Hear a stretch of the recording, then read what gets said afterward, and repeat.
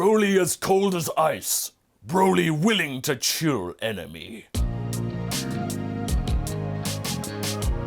Hey guys, MasakoX here. Admittedly, it has been a while since we last continued with this particular what if. What started off as an April Fool back in 2018 has now bloomed into one of the zaniest stories on this channel.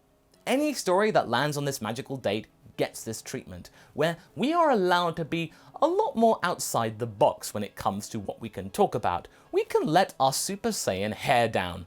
Toriyama's scope?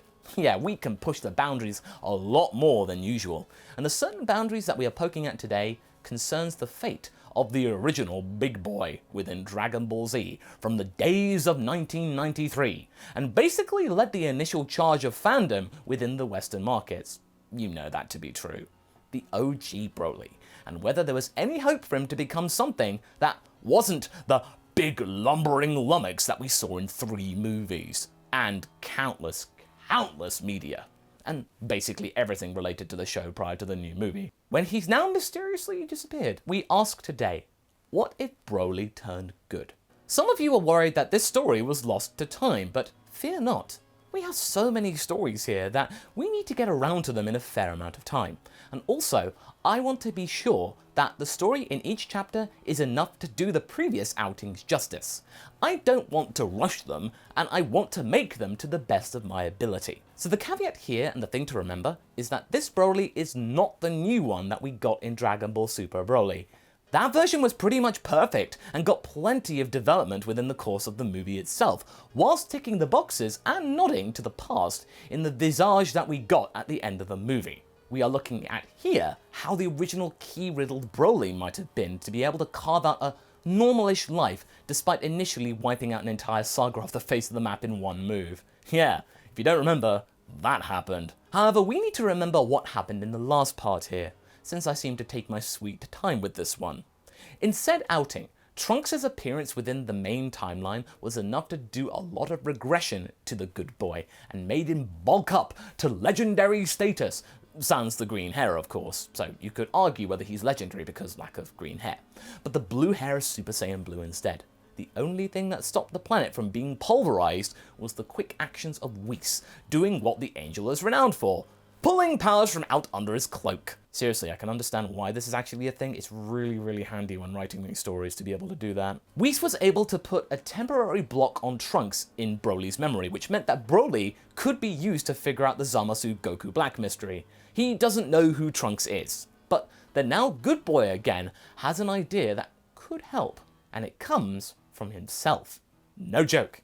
He is calling upon his own version in the future to help. Before we carry on though, do check out the merch store for some January goodies with the code SUBS to get 10% off your order. Also, I'm going to be at AkumaCon next week, once more in Galway, my 10th time. So if you're going to be popping on over to Ireland, come over and say hi. Not to mention the voice actress who plays the Omni King is going to be there. That's going to be pretty great. But anyway, let's get back to Broly.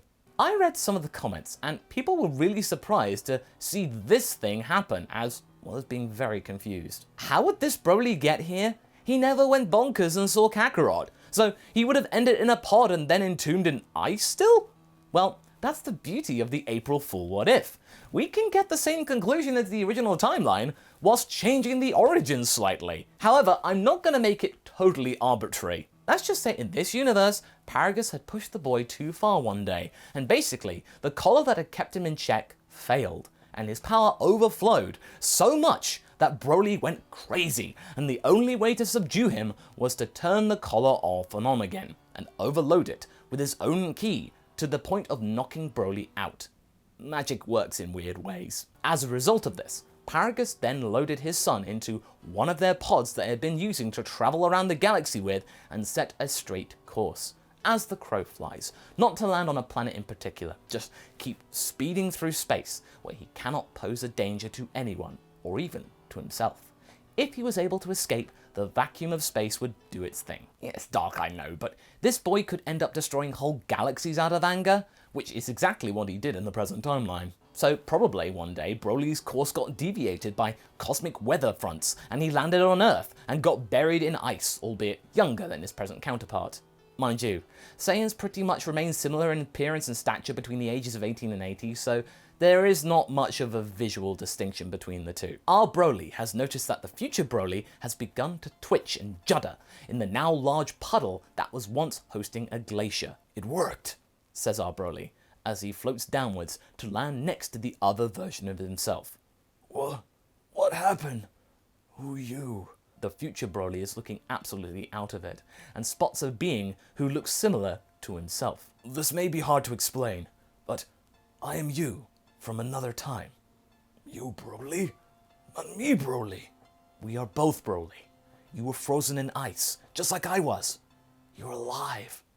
"Where's my father?" "I don't know, but you are on Earth. There are more Saiyans here, and right now, we need your help. I hate to bother you after you just woke up, but it's important. The world is about to be consumed by an evil power." "Saiyans? Who?" Meanwhile, the gang have headed to the resistance base to find that future Mai was out cold, and we have the same thing happening as it did in the original. But this time, Vegeta is a bit more preoccupied with his own thoughts and the whereabouts of his apprentice, instead of whether or not Goku had kissed Chi-Chi before. Then he looks to his Saiyan counterpart. "Kakarot, what could Broly be up to?" "Oh no." Vegeta immediately gets up and tells Kakarot to stay where he is. He has to find Broly. "Why can't we just teleport there?" "It's too risky, Kakarot. You know why." Before Goku can figure out why this might be too dangerous and why Vegeta's so concerned, the prince is out the door and running out of the city, trying to evade the gaze and energy detection of a potentially nearby Goku Black. Then it dawns on Goku. This future Broly might not have had the same state of amnesia as their one had, but might have had the same initial rage spark. Oh dear. Back with the two Brolys, and the relaxed one casually states, "Prince Vegeta's son, Kakarot." You know what's coming here. The now awakened Broly immediately looks wide-eyed and stands up straight. "Kakarot? Kakarot's here?" "Wait, how do you know Kakarot?" The future Broly twitches again and is getting more and more aggressive. "What's going on? Why are you so angry at me saying Kakarot?" The future Broly screams before looking intensely at his past counterpart. "If you are Broly too, then why doesn't your blood boil at the speaking of his name?" "Why would it? Kakarot has been nothing but kind to me. He's had the answers for me as long as I can remember." "What can Broly remember? Or are you imposter?" Our Broly is starting to look very confused and a little bit worried. Had he done the wrong thing? He can feel this version's ki starting to bubble and boil, sort of like his own ki when he gets all fired up. This can't be good. "Wait, stop! I know what you're doing! Listen to me! Kakarot is not the bad guy here! He's done nothing wrong! You gotta believe me, Broly!" Broly is starting to scream louder and louder and starts to attack his own version. "If you are helping Kakarot, then you are enemy!" Broly then has to be careful here. He can't attack himself too much, or else this whole exercise would have been in vain. He'd look stupid in front of his master. You'd think this would be easy for our boy to handle, but the unpredictable ki is not helping his efforts to keep this whole thing in check. Luckily for him though, Vegeta arrives to assist, and together they are able to knock out the Berserk Saiyan. Vegeta turns to our chap and looks horrified. "Broly, what do you think you're doing? This version of you is out of control. That and Black is far stronger than him. What makes you think he can help? He's of no use to anyone." Our Broly is feeling a little bullish right now and decides to push back. "I have a question for you, Master. Why does this version of me hate Kakarot so much? I don't hate Kakarot. What's the difference between him and me?" Vegeta stops his tirade and begins to look solemn. He hoped that this day would never come, as it could doom them all. "There is something that I need to tell you, Broly. Something that happened to you, and why you think the way you do. I will tell you, but that will have to wait until after we get home. Right now, we have unfinished business to attend to, and a future to save." Broly looks absolutely nonplussed. "Master, what's going on? You're scaring me." "All that you need to know is that as far as this monster's concerned, Black is Kakarot. While we are here, refer to our Kakarot as his Earth name. Got it?" "Why?" "Just do it!" He may be weak in comparison, but having something unpredictable to read can only stall their rampage. Vegeta and Broly take the sleeping Broly back to base, and rest him down on some cushions and inform Goku about what's going on. This guy hasn't been to the meeting where screaming Kakarot is not a bad thing. Kakarot, what's going on? Why is he like this? It's a long story, Broly. I'll tell you later when we're done with all this. Broly doesn't like this stalling. That's what Master said. I don't like the secrecy. Trust me, this is for your own good. Broly promises to go along with this for now, but he does want answers when they get home. It's a necessary evil, and there is no hiding from this guy's past anymore. When this future Broly wakes up, he is surprised to see everyone, and faces looking back at him, but thankfully, his mind hasn't remembered the previous engagement and tussle from earlier. Where am I? The name's Goku. I'm a Saiyan, and these are my friends, who are also Saiyan, as well as humans. We need your help, Broly. How do you know Broly's name? Vegeta strongly steps up. That's not important right now. What matters is that we have a favor to ask of you, Saiyan, and something that you're looking for. A certain person. Outside, Goku Black makes his presence known by blowing up a nearby pile of rubble. Come on out, Saiyans. I know you're here. Up there is Kakarot. Kakarot! Broly stands up straight and runs outside to see Goku Black, or Kakarot to him, looking around for people to destroy. Kakarot! Goku Black looks down and acts drolly. Oh, you're talking to me? Forgive me. I don't talk to simpletons. Kakarot! Broly's eyes white out, and he screams out in rage, his body swelling up and his power increasing exponentially. From the doorway, the rest of the Saiyans are watching this unfold and are terrified. Our Broly looking especially scared, as well as ashamed. Is this what I look like, Master, when I get angry? Vegeta isn't responding. He's watching this other Broly like a space hawk. Goku Black is not particularly bothered by this new specimen.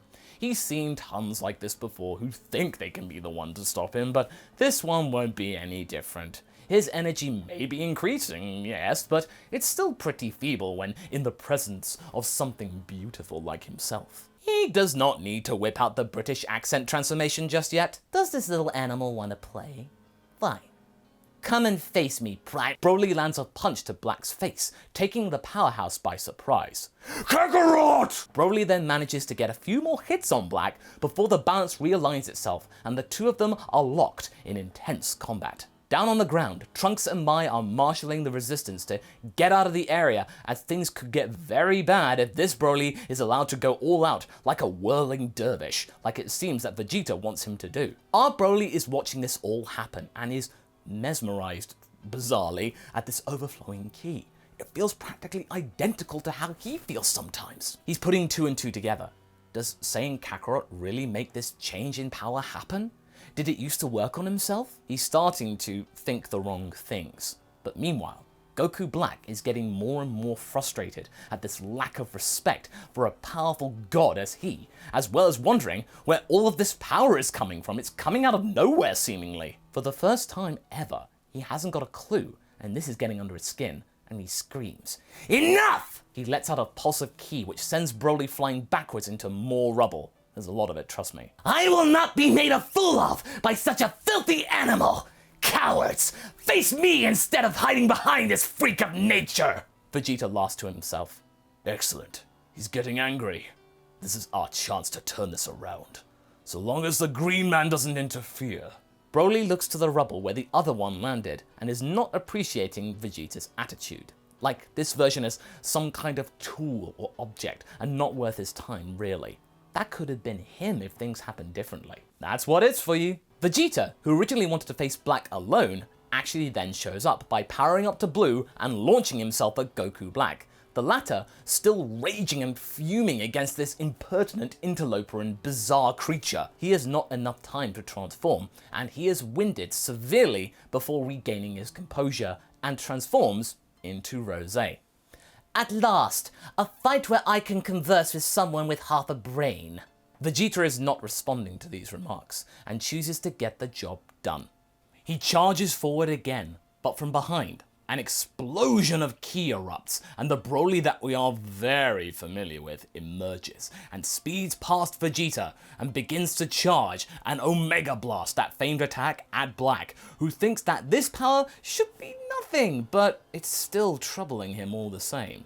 It's so new and erratic that he can't just simply overpower it. It's going to hit him. And it does.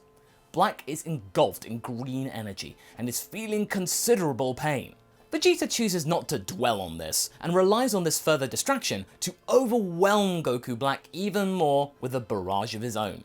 And as that's happening, this is enough to attract the attention, indeed, of future Zamasu, who is personally wondering what is causing his partner so much trouble. His ki is fading and all over the place. I don't remember there being another Saiyan around here. This one is new, it seems, and he's certainly a challenge. But not one that we gods can't handle. With this, Goku Black is now looking very ragged, his clothes completely torn to shreds, and his eyes looking manic with fury at this ki that he can't get a handle on, despite him being theoretically stronger than this beast. Vegeta is smiling. You see, Black? You may be stronger, but you are no match for pure, unbridled energy. This guy's not going to stop. Goku Black is starting to look fearful. And that's where we're going to be leaving things for right now. But first, a poll. Here is where things could be left to fix themselves. I am going to ask you what Goku and Vegeta choose to do next. Do they stay in the future and oversee the future Broly's push against Zamasu and Goku Black, or do they do another thing? Use this guy as a distraction to get back to their past, or our present, and regroup for a final push. Either way, it is going to affect our Broly's thoughts and opinions about his crew. Are they indeed as virtuous and kind as he first thought they were? Vote now, and we shall find out in the next entry. So what do you guys think? Do you like the idea of seeing Goku Black show signs of fear and frustration? Does this seem like something that would fit the character models? Leave a comment below, and let's get this discussion going. And I shall see you in the next video. Catch you later!